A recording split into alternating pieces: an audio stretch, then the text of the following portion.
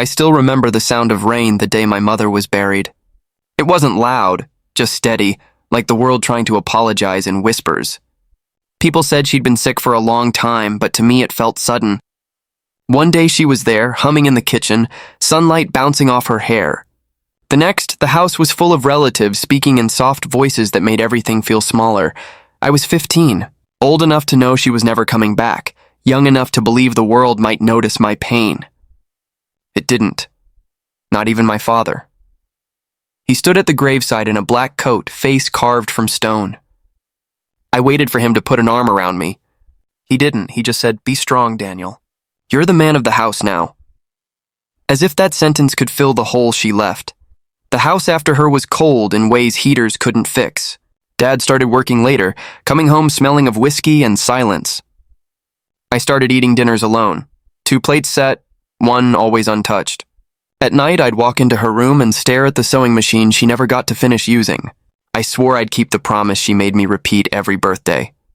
"You'll build something great one day." It was the only voice that told me I mattered. Then, 8 months later, Dad introduced her. Her name was Lorna. She smiled like someone testing a mirror. You could tell she'd practiced that smile in advance, the kind of woman who knows exactly how much warmth to fake. She moved in quickly, rearranging the furniture before Mom's perfume had even faded from the curtains. Within weeks, she'd scrubbed away everything that smelled like the past, and she didn't come alone.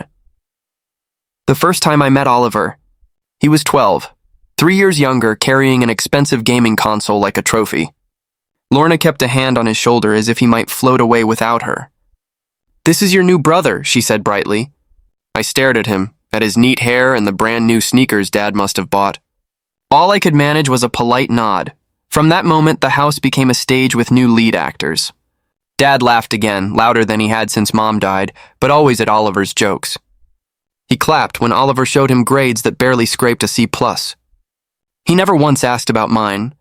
At first, I thought it was guilt. Maybe he didn't know how to talk to me anymore. But the pattern sharpened over months until there was no mistaking it.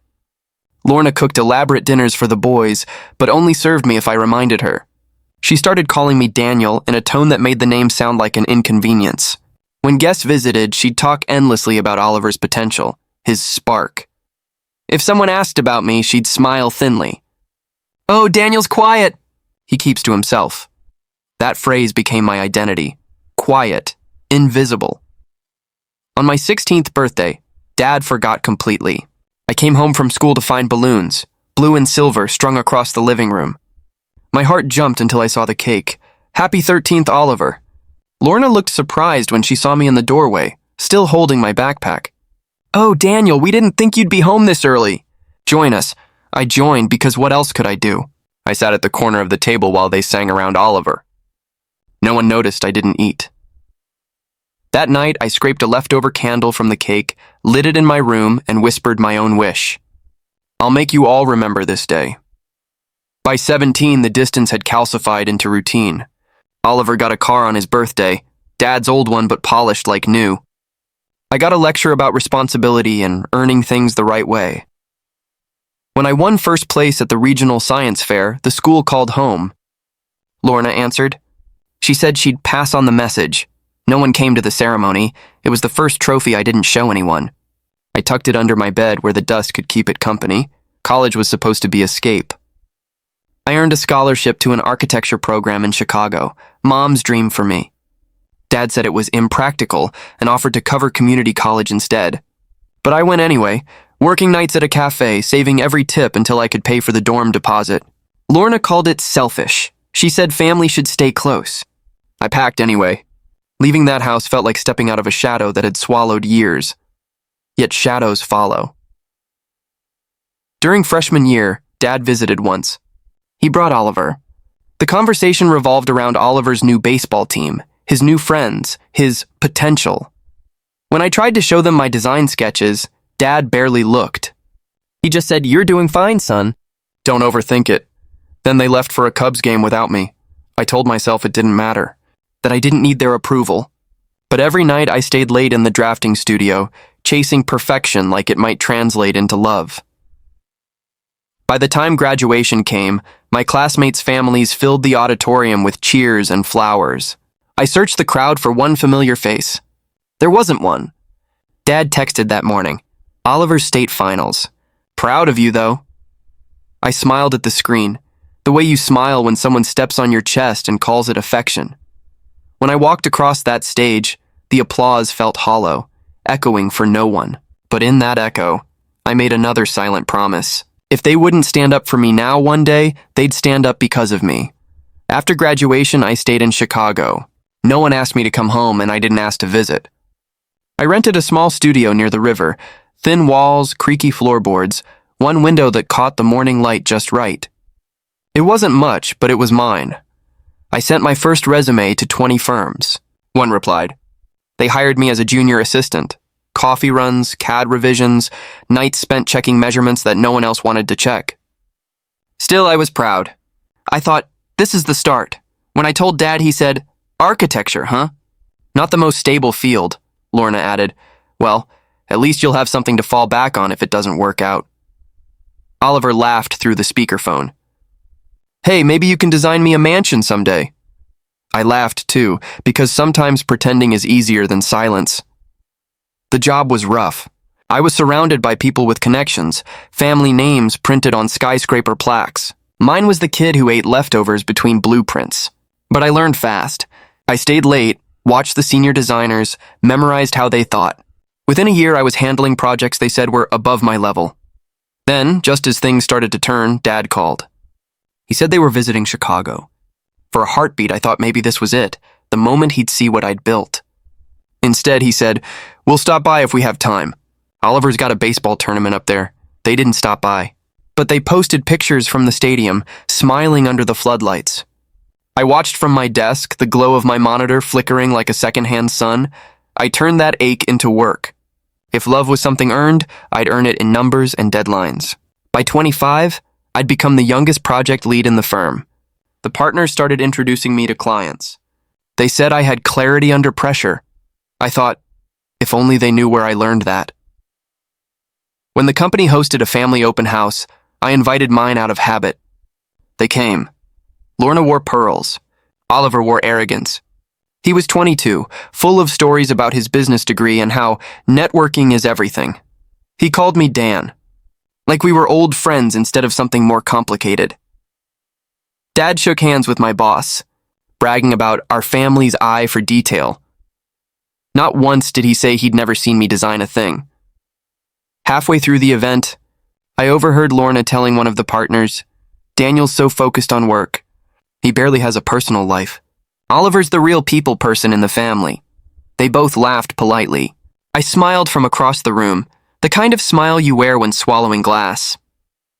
After they left, my boss clapped me on the shoulder. Your family seems nice. I nodded. They are, I said, lying through my teeth. That night, the city lights outside my window looked different, colder, sharper. I realized I'd been waiting for applause from an audience that never bought a ticket. So I stopped waiting. I poured myself into projects until the work became identity. Clients trusted me. Partners leaned on me. Every success was quiet, measured, deliberate, an armor built one blueprint at a time. Then Oliver's life began to appear on my feeds again. Photos of parties, vacations, new cars, Dad commenting, so proud of you, son. Never once on my posts. I deleted the app for a while, but the comparisons had already moved in rent-free. The last straw came at 28. Our firm received an award for urban innovation. My design, my presentation, my months of sleepless revisions. The ceremony was on a Thursday night. I sent them an invitation anyway, pretending I didn't know better. They declined. Oliver had a birthday dinner. The next morning, they sent a picture of him blowing out candles, faces glowing in the camera flash. No message, no sorry we missed it. Just a picture, like proof that I wasn't there where love happened. I stared at it until the screen dimmed and my reflection looked back. Tired, older, but strangely calm. Because I finally understood something. They weren't going to change. But I could. That weekend I took a walk along Lake Michigan. The wind bit through my coat, waves hitting the pier in steady rhythm. Somewhere between the sound of water and the city behind me, I made a promise, not to chase them anymore, not to explain myself again, and not to live half a life hoping someone else would see it as whole.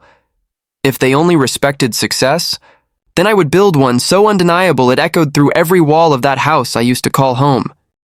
That was the day the revenge began, not in anger but in purpose. And that purpose would shape the rest of my life. Morning light cuts through the blinds and paints the walls in stripes. Another workday. Another chance to prove that the past doesn't own me. Coffee first, black and burning, the way I like to feel alive before the city does. The train rocks as it moves north, everyone glued to their phones, half awake. I stare at my reflection in the window. Same tired eyes, same quiet fire. Every stop feels like a countdown. 20 minutes until I walk into that glass tower and become the version of myself no one from home would recognize. At 26, I'm no longer the errand boy. I lead teams now. 5 analysts, 2 designers, 1 intern who reminds me too much of the kid I used to be, nervous, invisible, desperate to impress. He calls me sir. I tell him to call me Daniel. No one should feel small in front of another person's name. The office hums with the sound of ambition. Keyboards, espresso machines, half arguments whispered into headsets. I love it. It's the only noise that feels honest. Promotion season. Every meeting matters. Every number on a spreadsheet decides who eats and who claps. I finish a presentation that could change the quarter's projections, and my manager, Lydia, nods in quiet approval. You've got the instincts, she says. That sentence carries more warmth than I've heard from my father in a decade. Lunch break. I sit by the window, scrolling through messages.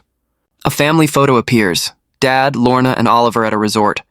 Caption: celebrating our genius boy's new venture. I bite back a smile that isn't a smile. Oliver's venture is an online store for imported sneakers. He once told me, business isn't about work. It's about being seen.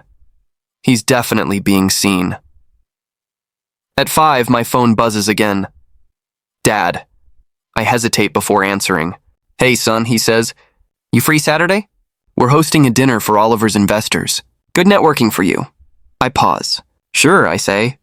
Because saying no still feels like betrayal, even when betrayal is all they know how to give.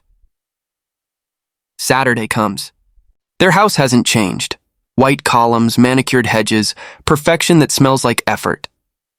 Inside, the air hums with laughter. Oliver spots me first, grinning. Danny, didn't think you'd show. We were betting. Lorna kisses my cheek, leaves a trace of perfume and distance. You look tired, dear. Working too much? Trying to, I say. Dinner stretches like a performance I didn't audition for. Oliver dominates the table, gesturing with a wine glass as he explains market disruption. Dad beams like the sun. When Oliver misquotes a term, I correct him gently. He laughs. Leave the jargon to the experts, bro. The guests chuckle. Heat crawls up my neck, but I keep my face steady. Later, one of the investors corners me near the fireplace. You're the architect, right? Heard you're with one of the big firms. I nod. He smiles. Maybe you should teach your brother some discipline. I don't respond.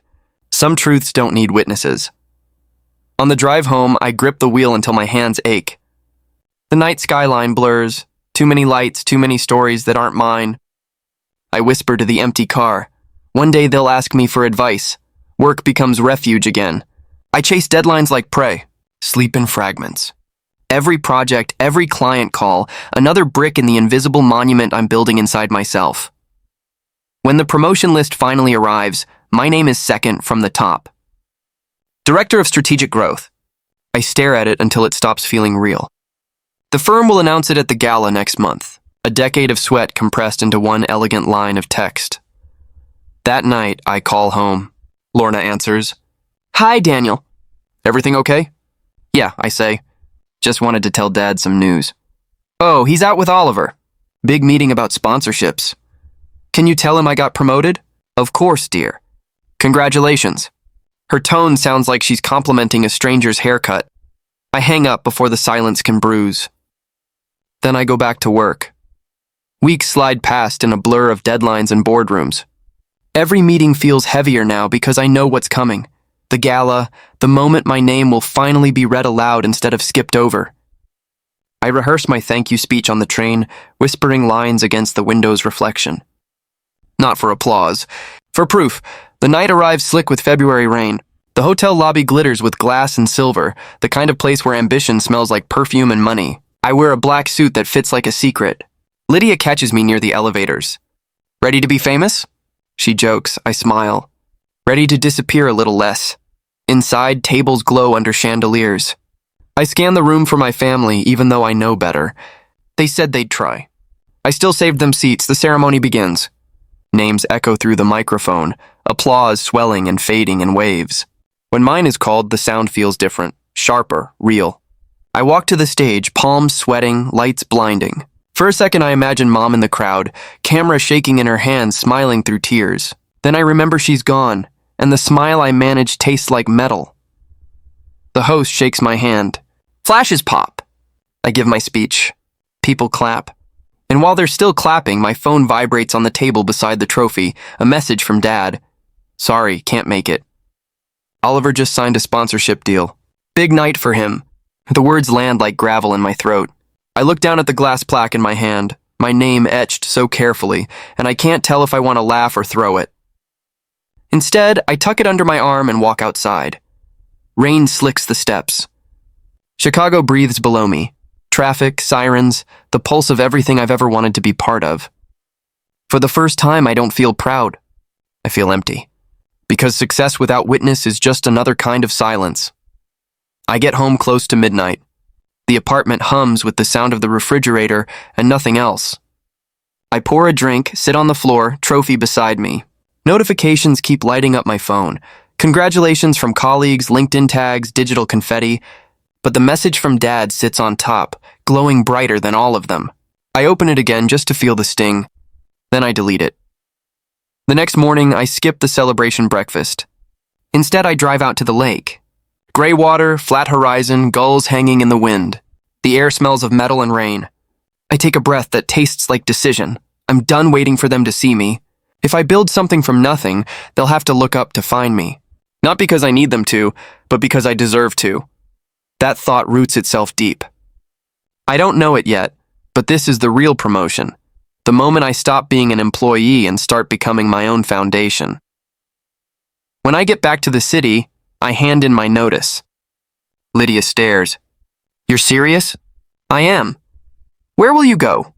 I glance at the skyline beyond the window. Up. That night, I start sketching ideas on my living room wall. Names, symbols, plans, lines crossing lines until they make something whole. The word lumen appears almost by accident. Light.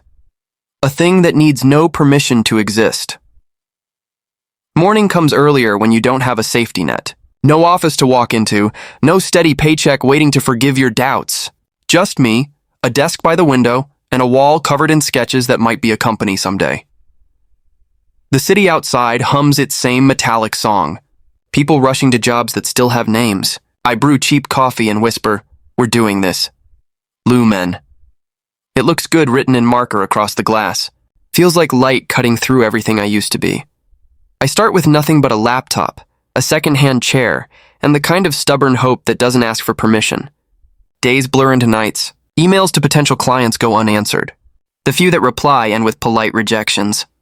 Still, I keep writing, keep pitching, keep building decks that no one sees. Savings vanish faster than pride. I cancel streaming subscriptions, sell my gaming console, live on instant noodles. Each small sacrifice becomes proof that I believe in the thing I'm trying to build. Weeks turn to months. Friends from the firm send messages like miss seeing you around and you should come back. I don't answer. I can't. Going back would mean the dream ends before it even breathes. One evening, when exhaustion feels heavier than hope, I get an email. A small retail chain wants a rebrand. They saw a concept I'd posted online, a light-themed campaign I'd made for practice. Budget tiny. Timeline impossible. I type yes before fear can argue. The project eats me alive in the best way. I design all night, wake with ideas scrawled across napkins. By launch week, the campaign trends locally. The client calls me, voice shaking with joy. Their sales spike 30%. They send flowers to my apartment. I don't even own a vase. That single win opens a crack in the wall. Referrals follow. A tech startup. Then a nonprofit. Then a hotel chain. Each project bigger, cleaner, brighter. Soon I'm hiring freelancers, renting a corner of a shared office. The sign on the glass door reads Lumen Consulting in silver letters that catch the morning light. I touch it every day when I walk in, as if grounding myself in proof. Success doesn't feel like fireworks. It feels like breath returning after years underwater, but pride is quiet until someone tries to take it away. A call comes one afternoon from Dad. He hasn't rung me in months. His tone is casual, too casual. Hey, heard you started your own thing. That's ambitious. Oliver's investors were talking about you. I lean back, heartbeat steady. Good to know people are talking, he chuckles. Maybe you two should collaborate. He's looking for someone to design branding for his new venture. There it is, the old pattern wearing a new suit.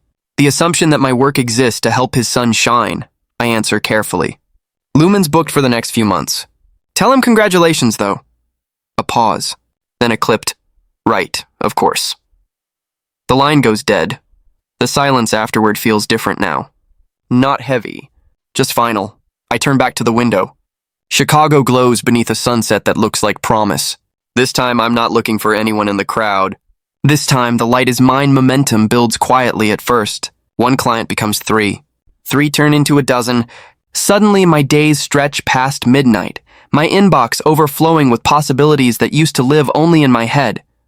I hire 2 permanent designers and an accountant who insists I start paying myself properly. We move into a small office overlooking the river. Every morning sunlight bounces off the glass and scatters across the walls, the way hope looks when it finally has somewhere to land. Lumen starts appearing in trade blogs. Nothing huge, just blurbs, fresh voice and brand innovation, a minimalist revolution. I forward one article to Lydia, my old manager. She replies, "Knew you'd make noise." That single line feels better than any trophy. By late summer, a hotel group calls. Their CEO wants a full rebrand, top to bottom. It's the kind of contract that can shift an entire company's orbit. We pitch for 3 hours straight. They sign the next morning. I walk out of their headquarters into a wind that smells like rain and victory. When the deal goes public, local media runs a feature, The Bright Mind Behind Lumen. My photo, half smile, city skyline behind me, lands on business feeds all week, and that's how my father finds out. He calls late one night. No greeting, just saw you on LinkedIn. Didn't realize you'd gotten that big. I answer, it happened fast. He says, we're proud of you. But his voice cracks halfway through proud, like the word doesn't fit in his mouth. Then he adds, Oliver's venture could use that kind of push. Maybe you two, I cut him off gently. Dad, Lumen's booked solid for the year. A pause. Right, well, good work, son. He hangs up before I can say thanks. For the first time, the silence afterward feels like balance. No weight, no ache, just peace. Weeks later, a magazine requests a full feature. Photo shoot, interview, the works. They ask what success means to me. I say, it's the quiet moment when you stop asking for permission to exist. They print it in bold. People quote it online. I don't read the comments. I don't need to. The following weekend, an email arrives from Lorna. Subject, dinner invitation. She writes about catching up, about how proud they are, how Oliver would love to hear about the business world from someone seasoned. No mention of the years between. No apology. Just polite curiosity wrapped in nostalgia. I stare at it for a long time before replying. Thank you. I'll check my schedule. 3 sentences. No emotion.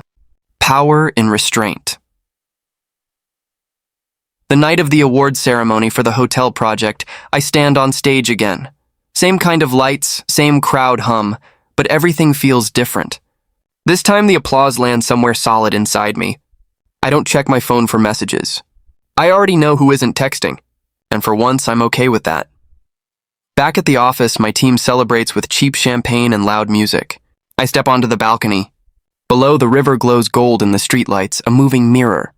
For years, I thought success would feel like being seen. Turns out, it feels like seeing yourself clearly for the first time.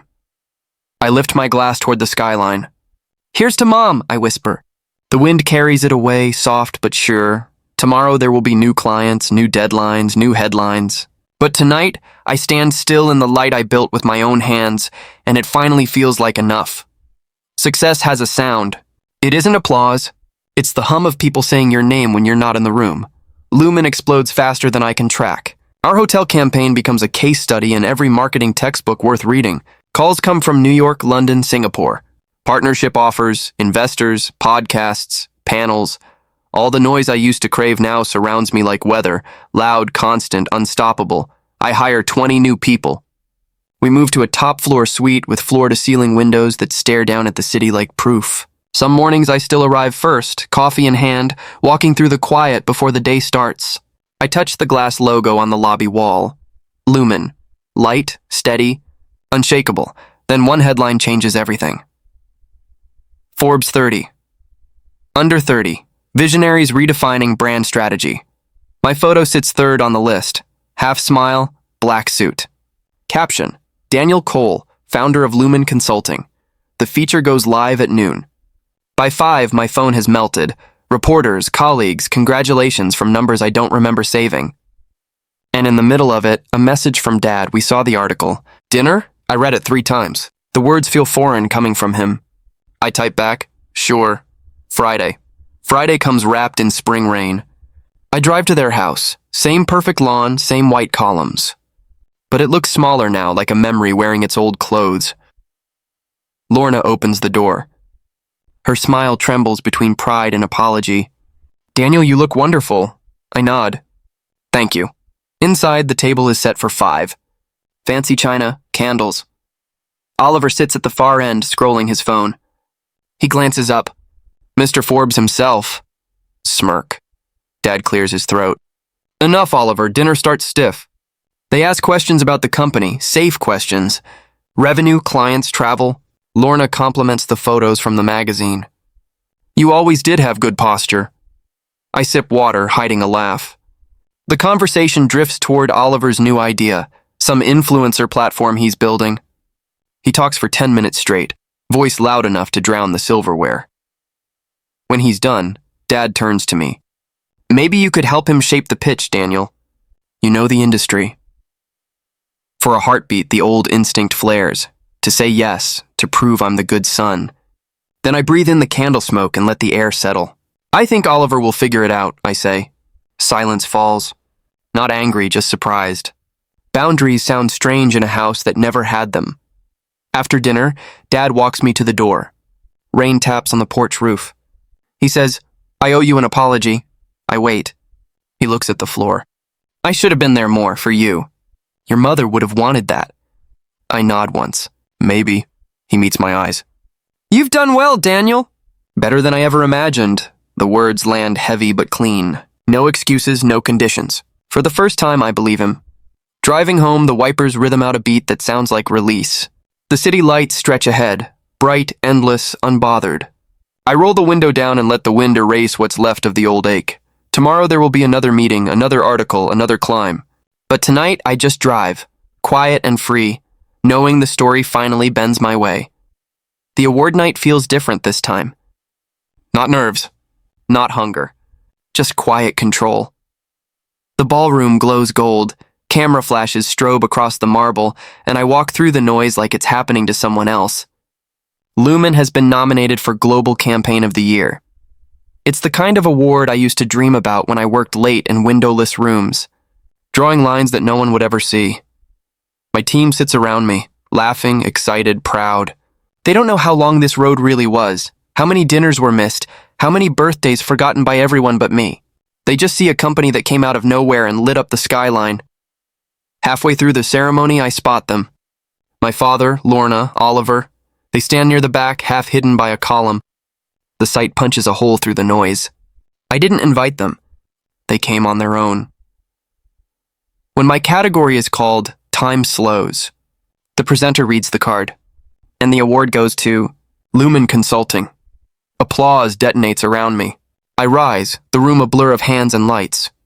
I walk to the stage, shake the host's hand, hold the glass award that catches every spotlight in the room.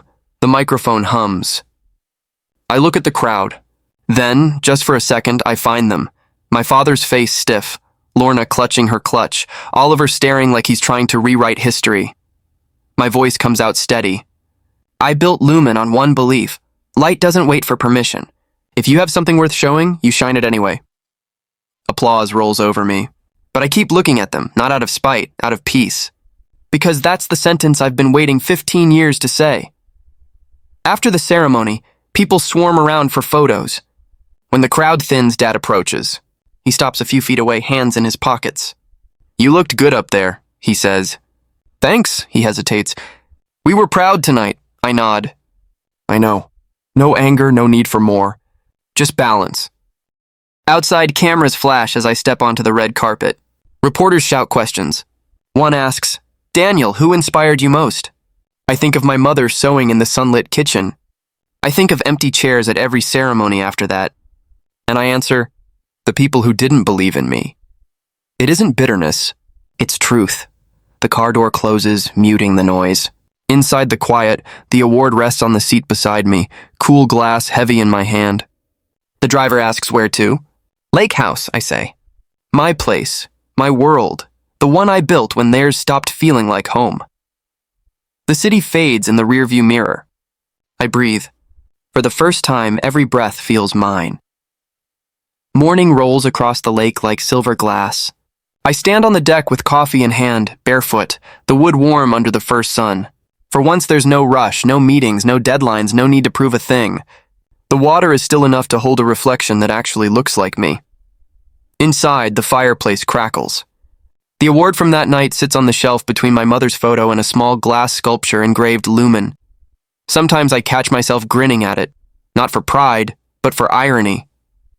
The kid they once called quiet built a company that taught the world how to speak in light. My phone buzzes on the railing. Another feature request. Another invitation. I swipe it away. Not out of arrogance. Out of peace. There was a time I would have jumped at every chance to be seen. Now I get to choose when to step into the spotlight and when to let the world chase the glow on its own. The gulls start their morning chorus. Somewhere across the water, a speedboat cuts a clean white trail. For a moment, I imagine Dad seeing this place in a magazine telling people, "That's my son's house." He probably does. And that's enough. I don't need the call anymore. Their silence taught me focus. Their doubt built the man who stands here now.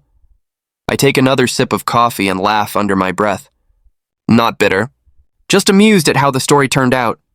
They wanted a star in Oliver, but I became the sky. I walk back inside, open the windows, let the light flood every corner.